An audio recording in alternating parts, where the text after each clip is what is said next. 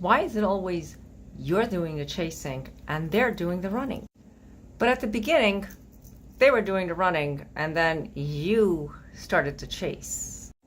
This is a relationship that involves a lot of reflection. Reflection as in you're the one that has to make the changes. Not the changes as in I need to chase them a little further, but no, you actually have to make a little adjustment. The adjustment is you're giving in too much. When you give in too much, you don't get nothing back in return. Now, I'm not saying that you need to start running away from them and you need to start ghosting them because you feel like you're already being, like ghosted, okay? This is a time for you to start focusing on what is important. And in your relationship, you know that this person has something for you. You know you have something for them. You know it's real. It is a part of your soul journey. This is part of what you need to do in order to make this relationship happen. It's not about you doing all the chasing. It's not about them doing all the running or vice versa, okay? These roles play a role in every relationship, not necessarily just twin flames. Twin flames do happen to go through that phase at the very beginning or like maybe a few years down the road. Runners and chasers happen in all soul connections. So remember, just because you're going through this runner-chaser stage, it doesn't mean that it's always going to be that way. It's time to be authentic. It's time for you to start focusing on what's important, and that's not looking at them and trying to talk to them and tell them what is right and what is wrong. There's going to be changes. There's going to be something. No one can tell you what to do in a relationship. Even though you ask, what should I do in my relationship? You can go to friends, you can go to family. They're going to have their opinions. So be careful about bringing up too much of what is going on, because if you're going through this relationship and it's been going on like for X amount of whatever, I'm not going to put a timing on it, but you know what you need to do. You know what is important in this relationship. You're going through this for a reason, and it's not the reason that you think it is. It's not about you making those changes so that you can make this relationship work. There's a lot of changes coming in for you, for your sanity, your spirit, your energy. There's an awakening about to happen. And we talked about changes. We talked about something coming in. There's an awakening.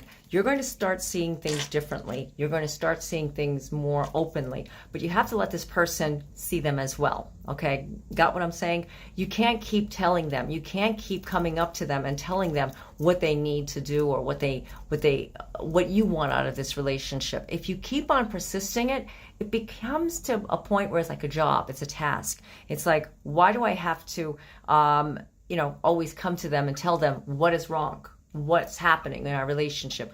Why does the discussion always have to be about that? Why not have fun? Why not just be yourself? Like we talked about authenticity, being yourself, shining your light. Okay, that's another thing. When we talk about shining the light, and I'm not talking about that ring light inside this little card. It's a reflection. Shining you. Remember that when you first got together? Try to go back to when you first got together. Yeah, it was nice at the beginning. It was so beautiful. It was total bliss. We just loved, that feeling of, like just getting together.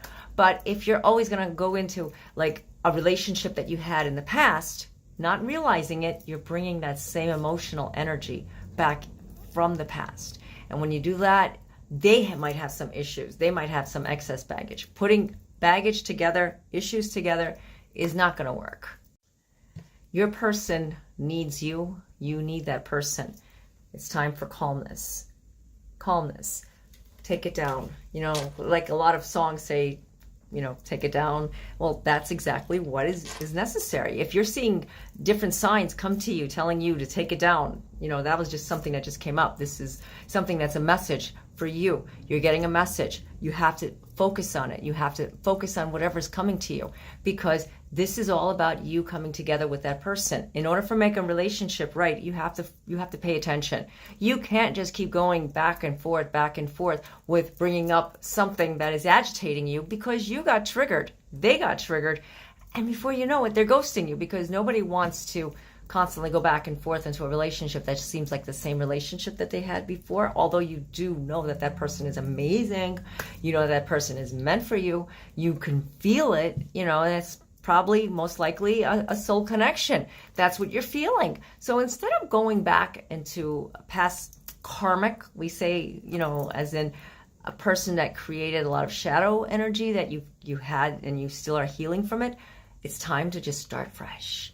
It's time to just start all brand new. And you know what? That reflection that we talked about at the very beginning, well, they become the reflection of you. So I hope that this reading resonated with you. There was a lot of important messages. Take what resonates, leave what doesn't.